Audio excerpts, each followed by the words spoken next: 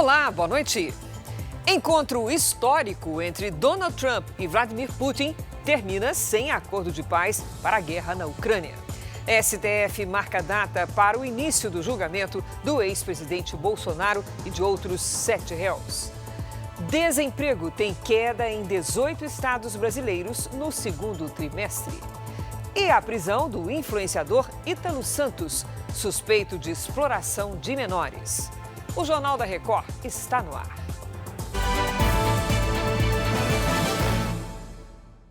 Oferecimento Bradesco Empresas e Negócios. Autoajude-se, abra sua conta PJ.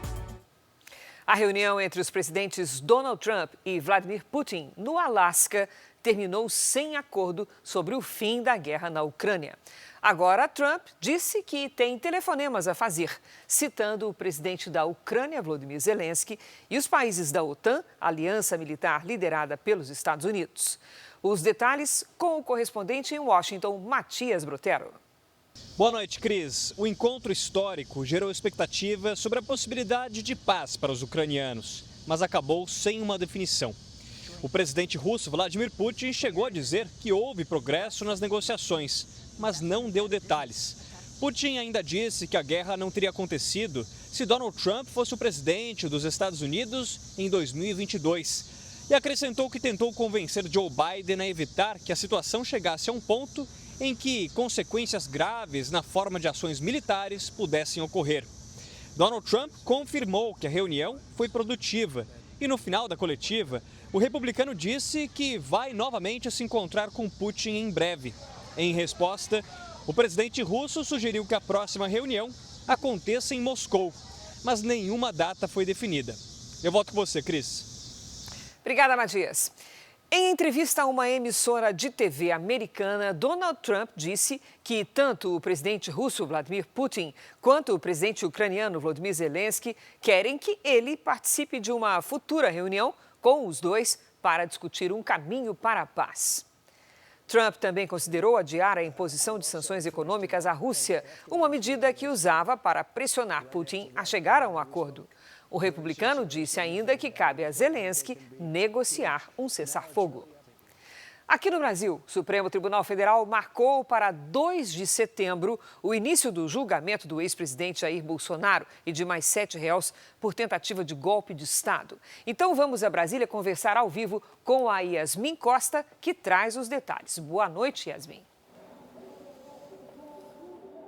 Oi, Cris. Boa noite. O ministro Cristiano Zanin reservou 5 dias para o julgamento, mas outras datas podem ser incluídas caso seja necessário mais tempo para análise dos casos. O ministro reservou os dias 2, 3, 9, 10 e 12 de setembro, das 9 horas da manhã ao meio-dia, e nos dias 2, 9 e 12 também haverá trabalho entre as 2 horas da tarde e as 7 da noite. Bolsonaro e outros 7 réus são acusados pela Procuradoria-Geral da República de serem mentores intelectuais de uma suposta tentativa de golpe de Estado depois da derrota das eleições de 2022. O julgamento vai começar com a leitura do relatório do ministro Alexandre de Moraes, depois a PGR se manifesta e, em seguida, os advogados dos réus têm 1 hora cada para fazer as defesas. Na parte final, Moraes vai ler o voto com a condenação ou absolvição de cada um dos citados e, na sequência, os ministros da primeira turma dizem se acompanham ou não o relator. São necessários pelo menos 3 dos 5 votos dos ministros da primeira turma para condenar ou absolver os réus. E olha, ainda cabe recurso dessa decisão final dentro do próprio STF. Cris. Obrigada, Yasmin. Portanto, estamos em contagem regressiva, pouco mais de 2 semanas para o julgamento. As datas escolhidas pelo presidente da primeira turma do STF, Cristiano Zanin, são bem próximas ao 7 de setembro, quando estão previstos protestos de bolsonaristas em várias partes do país. Apesar disso, o julgamento, que inicialmente seria no final de setembro, teve seu começo antecipado. A razão está no esforço para evitar que as sessões avancem pelo ano de 2026, afetando o processo eleitoral. A data estabelecida por Zanin permite que, mesmo com um eventual pedido de vista, que tem prazo máximo de 90 dias, o julgamento seja concluído até dezembro, antes do recesso dos trabalhos do Supremo, que começa no dia 20. Existe uma expectativa de que o ministro Luiz Fux, que integra a primeira turma, peça vista para analisar o processo. Fux não confirma a intenção. O ex-diretor da Polícia Rodoviária Federal, Silvinei Vasquez, foi condenado por uso político da corporação durante as eleições presidenciais de 2022. A decisão, por unanimidade, é do Tribunal Regional Federal da 2ª Região. De acordo com o Ministério Público, ele usou a estrutura da Polícia Rodoviária Federal para promover o então presidente e candidato à reeleição, Jair Bolsonaro, ao determinar ações de fiscalização que, na prática, dificultaram o acesso dos eleitores às urnas no dia da votação. Silvinei ainda vai ter de pagar multa de quase R$550 mil. Ainda cabe recurso. Nós não conseguimos contato com a defesa de Silvinei Vasquez. O presidente da Câmara, Hugo Motta, encaminhou ao Conselho de Ética 4 pedidos de cassação do mandato do deputado Eduardo Bolsonaro. 3 foram feitos pelo PT e 1 pelo PSOL. O filho do ex-presidente Jair Bolsonaro teria quebrado o decoro parlamentar por conta das ações nos Estados Unidos para que o governo americano aplicasse sanções contra o Brasil. O envio das denúncias ao Conselho é o primeiro passo para a análise de uma possível perda de mandato. A palavra final é do plenário da Câmara. Venceu em julho a licença de 120 dias de afastamento tomada pelo deputado. E ele também pode ter o mandato cassado por faltas.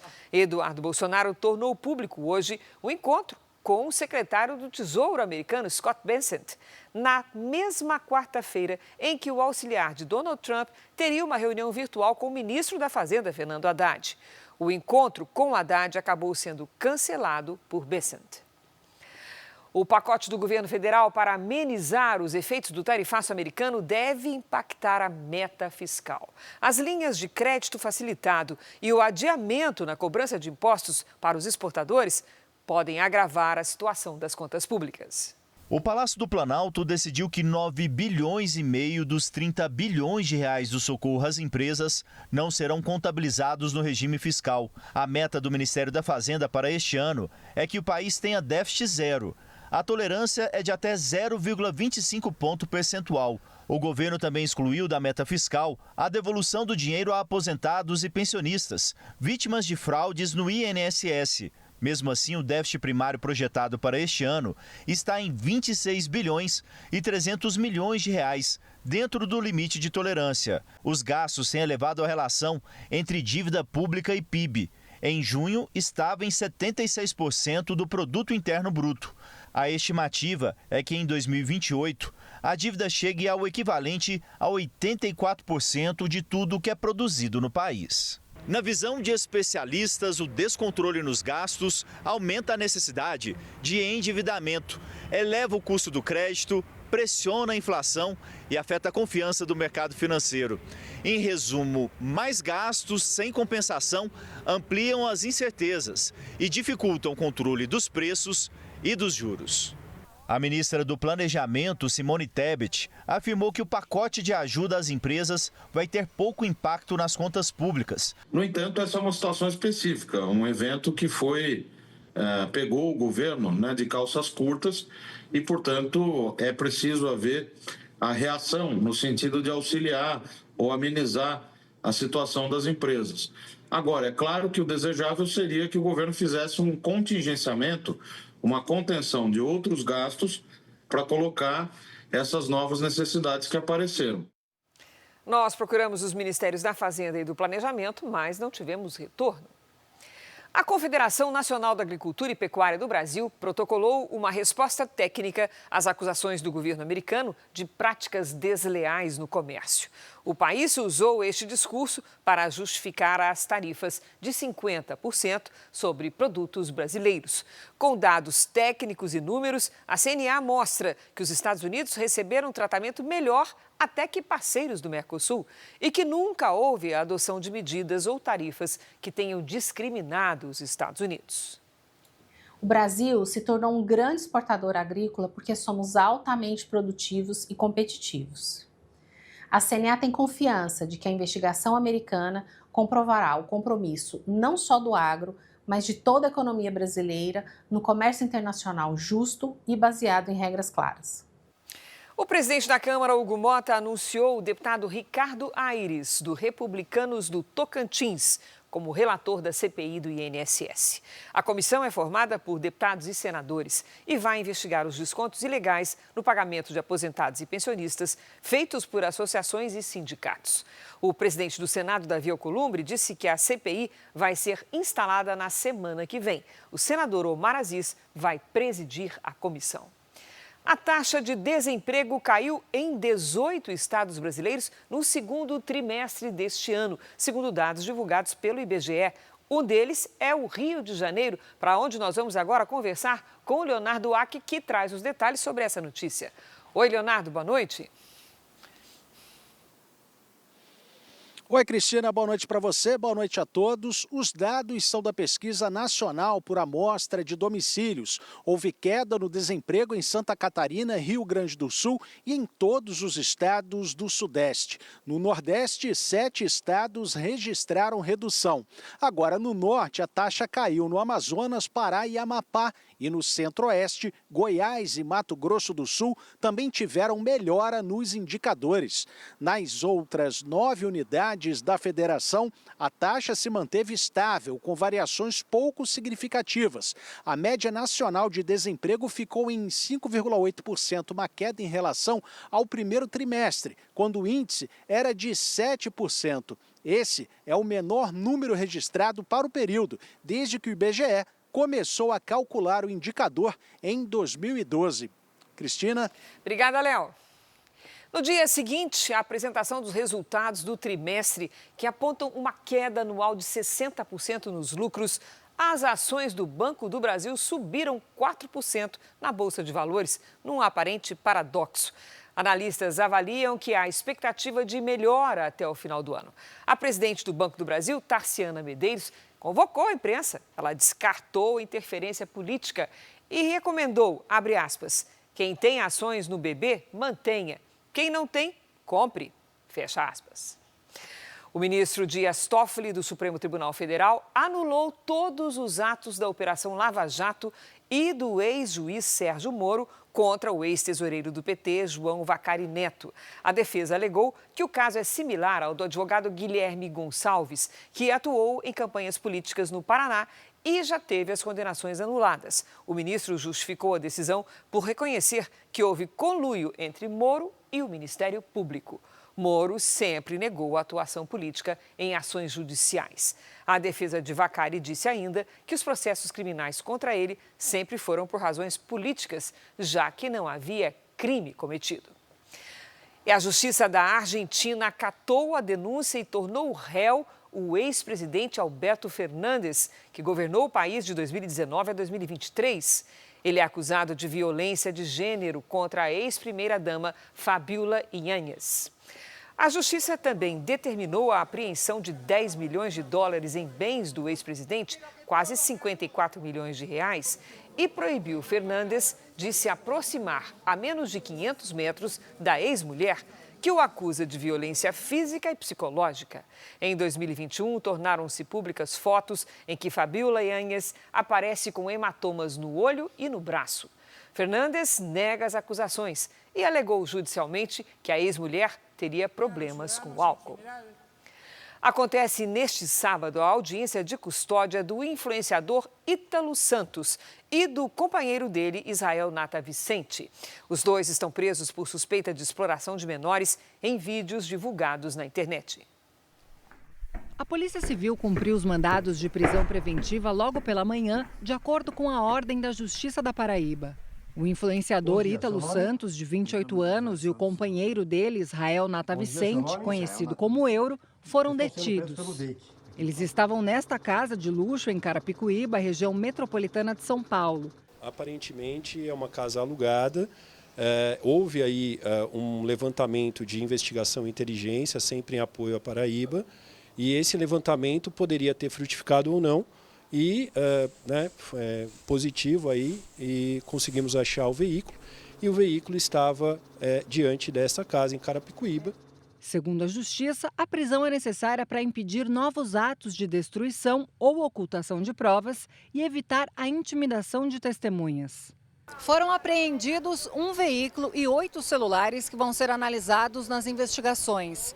Ítalo Santos e Israel Vicente passaram por exame de corpo de delito no Instituto Médico Legal de São Paulo e amanhã devem se apresentar para a audiência de custódia. Eles vão entrar no sistema prisional comum porque é prisão preventiva.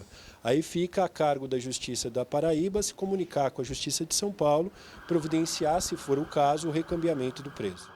A defesa de Ítalo Santos e Israel Vicente afirma que eles são inocentes.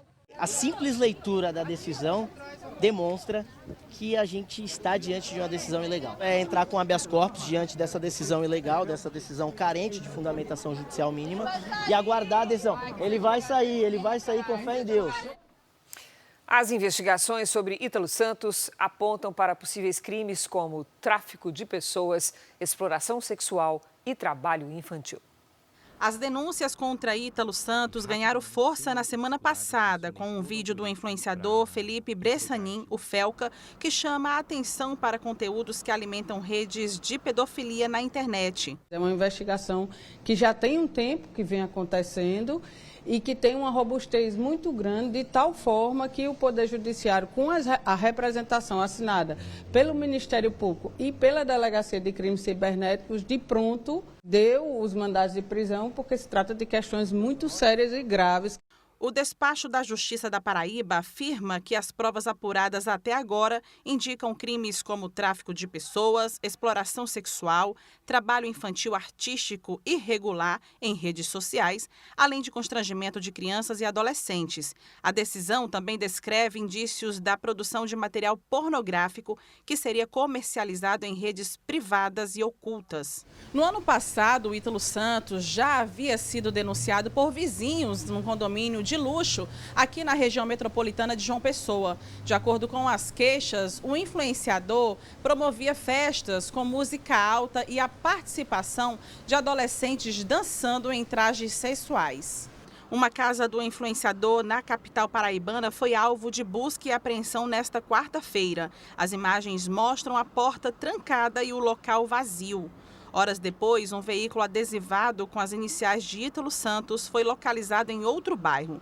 Os perfis dele nas redes sociais estão bloqueados e Ítalo foi proibido de ter contato com menores de idade.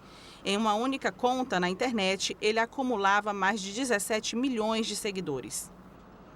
Somente nesta sexta-feira, choveu em João Pessoa mais do que a metade do esperado para o mês de agosto inteiro. O acumulado em 24 horas na região metropolitana de João Pessoa, na Paraíba, foi de mais de 212 milímetros de chuva, o maior volume do ano. O temporal provocou diversos pontos de alagamento e trouxe transtornos à população. A previsão é de mais chuva nos próximos dias. A regulação das redes sociais do Brasil vai ser feita em 2 projetos de lei que devem chegar ao Congresso na semana que vem e ficarão a cargo dos Ministérios da Justiça e da Fazenda. O projeto de lei em discussão no Ministério da Fazenda vai dar mais poderes ao Conselho Administrativo de Defesa Econômica, o CAD. Atualmente, apenas práticas identificadas como abusivas passam pelo órgão, como acordos de exclusividade. A ideia é que a instituição também possa coibir a formação de oligopólios nos mercados de atuação das Big Techs. O que vai mudar com o projeto, primeiro, além de ter uma estrutura mais especializada, é a possibilidade de a gente criar normas e não apenas investigar fatos. Hoje, o CAD ele somente atua em cima de uma conduta que já ocorreu.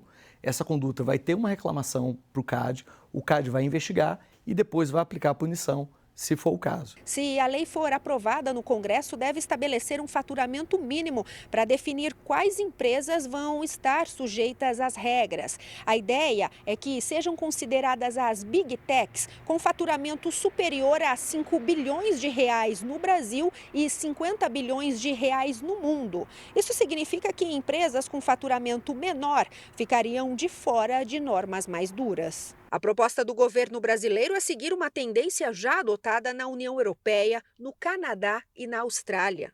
Na União Europeia, as empresas que mais faturam, como Google, Amazon, Apple, Meta e Microsoft, passam por regulação específica. Por aqui, pelo menos 10 empresas devem seguir regras mais rígidas. Além dessa proposta, o projeto de lei para regular o conteúdo das redes sociais no país também vai ser enviado ao Congresso Nacional na semana que vem. Começaram nesta sexta-feira, na China, os Jogos Mundiais de Robôs Humanoides. E há representantes brasileiros na disputa. Como nos jogos tradicionais, houve cerimônia de abertura com música e dança, além do desfile das delegações. 280 equipes de 16 países, entre eles o Brasil, participam até domingo de 26 competições. Entre as modalidades estão atletismo e boxe.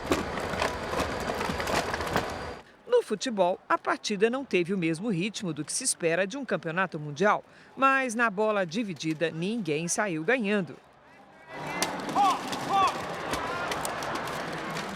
Esses eventos ajudam os criadores a aperfeiçoar as máquinas para serem usadas em funções práticas, como o trabalho em indústrias. Aquele futebol era combinado com chachado, né? Ou uma coisa ou outra, não dá para fazer as duas. São Paulo vai receber no próximo ano o maior evento de inovação e tecnologia do Brasil. É a São Paulo Innovation Week. O evento chega à capital paulista após 5 edições de sucesso no Rio de Janeiro. Serão mais de 24 conferências e palestras nacionais e internacionais. A programação vai abordar temas como inteligência artificial, saúde global, educação, moda digital e energia verde. Os palcos principais serão montados na Mercado Livre Arena Pacaembu e na FAAP. A expectativa é atrair 30 mil visitantes por dia. Este foi o Jornal da Record. Outras informações no Fala Brasil, edição de sábado, às 7h30 da manhã. Você fica agora com o Fala que eu te escuto. Boa noite, bom final de semana para você.